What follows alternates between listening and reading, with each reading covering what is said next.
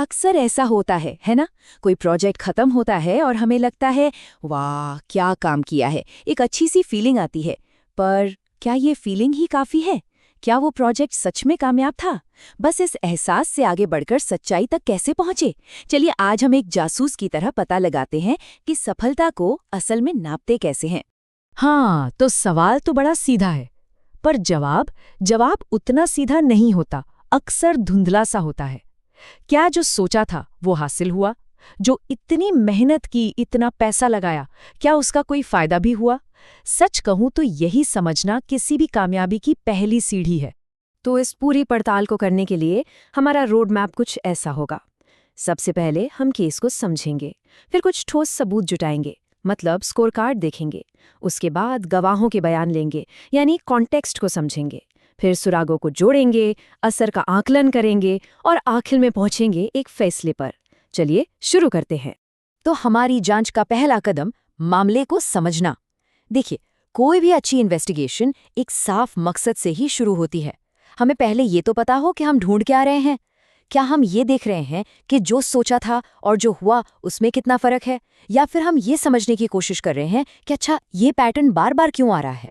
और इसी चीज को एक फैंसी नाम दिया गया है, आउटकम असेसमेंट। सुनने में भारी लगता है पर मतलब सीधा सा है। ये बस एक सिस्टमैटिक तरीका है ये देखने का कि जो हमने शुरू में सोचा था वो आखिर में हुआ भी या नहीं। इससे क्या होता है, हम अपनी गट फीलिंग या भावनाओं से हटकर सीधे सीधे फैक्ट्स पर यानी तथ्यों पर फोकस कर पाते हैं। चलिए अब आते हैं जांच के सबसे मजेदार हिस्से पर, ठोस सबूत, मतलब हार्ड एविडेंस। ये वो नंबर्स हैं, वो आंकड़े हैं जिनसे कोई बहस नहीं कर सकता। यहीं से हमें केस की, मतलब प्रोजेक्ट की असली कहानी के पहले सुराग मिलने शुरू होते हैं। और इन सबूतों के लिए ये स्कोर कार्ड एकदम परफेक्ट टूल है। यहाँ देखिए, हम हर कैटेगरी में, चाहे वो फाइनेंशियल हो, ऑपरेशनल हो या फिर कस्टमर से जुड़ा, साफ साफ देख सकते हैं कि प्लान क्या था और असल में हुआ क्या। दूध का दूध, पानी का पानी हो जाता है। कहाँ हम सफल हुए और कहाँ बात नहीं बनी। अब इन नंबर्स को थोड़ा और करीब से देखते हैं। ये है हमारे KPIs, मतलब की परफॉर्मेंस इंडिकेटर्स। ये वो खास मीटर हैं जो बताते हैं कि जो सबसे जरूरी चीजें हैं उन पर परफॉर्मेंस कैसी रही। जैसे यहाँ देखिए, कस्टमर रिटेंशन यानी पुराने कस्टमर्स को बनाए रखना 110%, टारगेट से भी बेहतर, वाह। पर दूसरी तरफ है कन्वर्जन रेट जो 80% पर अटक गया। इसका मतलब नए कस्टमर उतनी तेजी से नहीं आ रहे जितनी उम्मीद थी। अब सवाल उठता है, ऐसा क्यों हुआ? और यही सवाल हमें हमारी जांच में आगे ले जाएगा। 15% रेवेन्यू में बढ़ोतरी, ये एक बहुत ही सॉलिड, ठोस जीत है। इसका सीधा मतलब है कि इस प्रोजेक्ट ने कंपनी की कमाई बढ़ाई है, पैसा आया है। और रुकिए, इतना ही नहीं, साथ ही साथ ऑपरेशनल कॉस्ट में 10% की कमी भी आई है। सोचिए, एक तरफ कमाई बढ़ी और दूसरी तरफ खर्चे कम हुए। ये तो डबल जीत हुई ना।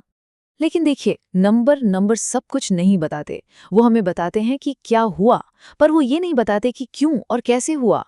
इसके लिए हमें जरूरत पड़ती है गवाहों की। तो अब बारी है लोगों से और मार्केट से गवाही लेने की। यहाँ हम उन चीजों पर ध्यान देते हैं जिन्हें शायद आप नंबर्स में नहीं नाप सकते, पर जो बहुत बहुत जरूरी हैं। जैसे, क्या टीम का काम करने का तरीका पहले से अच्छा हुआ? क्या टीम का मोराल, मतलब उनका हौसला बढ़ा? मार्केट में हमारी ब्रांड की इमेज कैसी बनी? ये हैं वो सॉफ्ट आउटकम्स जिनका असर कई बार नंबर से भी कहीं ज्यादा गहरा होता है। और ये देखिए, ये है असली गवाही बाहर की दुनिया से। जब एक कस्टमर खुद ये कहता है, नई प्रणाली ने मेरे काम को बहुत आसान बना दिया है, ये हमारी टीम के लिए गेम चेंजर है, तो सच मानिए ये शब्द किसी भी KPI के नंबर से ज्यादा वजन रखते हैं। ये है रियल वर्ल्ड इम्पैक्ट। एक और जरूरी बात, सफलता कभी अकेले में नहीं देखी जाती, उसे हमेशा कॉन्टेक्स्ट में देखना पड़ता है। मान लीजिए हमारी मार्केट हिस्सेदारी 2% बढ़ी। सुनने में तो अच्छा लगता है ना? लेकिन अगर उसी टाइम हमारे सबसे बड़े कंपेटिटर की हिस्सेदारी 4% बढ़ गई तो? तब हमें रुक कर सोचना पड़ेगा, क्या हमारी जीत वाकई में एक जीत थी? तो ठीक है, अब हमारे पास हार्ड डेटा भी है और लोगों के एक्सपीरियंस भी, सबूत भी हैं, गवाह भी हैं। अब आता है सबसे जरूरी काम, इन सारे सुरागों को जोड़ना और ये समझना कि आखिर पूरी कहानी है क्या। और यही सवाल एनालिसिस के दिल में है। हमें इन अलग-अलग बिखरे हुए डॉट्स को जोड़कर एक पूरी तस्वीर बनानी है। जैसे, क्या हम ये कह सकते हैं कि जो 15% रेवेन्यू बढ़ा, उसका सीधा कनेक्शन उस अच्छे कस्टमर फीडबैक और टीम के बड़े हुए हौसले से है? इन लिंक्स को ढूंढना ही असली काम है। तो इस स्टेज पर सबसे जरूरी काम है सही सवाल पूछना। अच्छा, जो सफल हुआ वो क्यों हुआ? क्या कोई ऐसे फायदे या नुकसान हुए जिनकी हमने उम्मीद ही नहीं की थी? और हाँ, सबसे जरूरी, जो केपीआईज़ टारगेट तक नहीं पहुंचे, उनकी वजह क्या थी? जवाब इन्हीं सवालों में छिपे हैं। यहीं से असली लर्निंग मिलती है। अब हम अपनी जांच का दायरा थोड़ा और बढ़ाते हैं। हम सिर्फ आज के नतीजों को नहीं देखेंगे, बल्कि इस प्रोजेक्ट के दूरगामी असर को भी समझेंगे। देखिए, एक प्रोजेक्ट आज भले ही खत्म हो जाए, पर उसका असर अच्छा या बुरा सालों तक रह सकता है।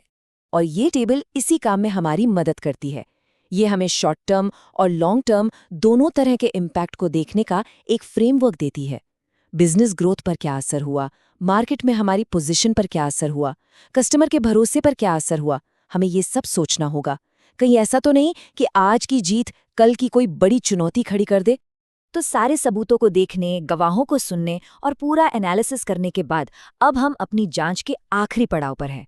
अब वक्त है एक फैसले का, ये तय करने का कि आगे क्या करना है।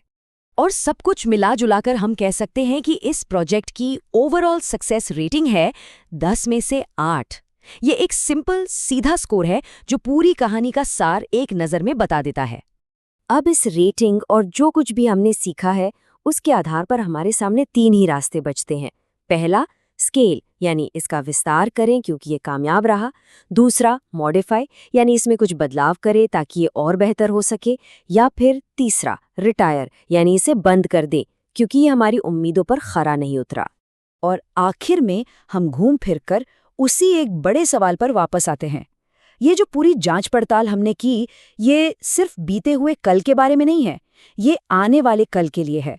आज जो हमने सीखा है वो हमें आगे के फैसले लेने में कैसे मदद करेगा।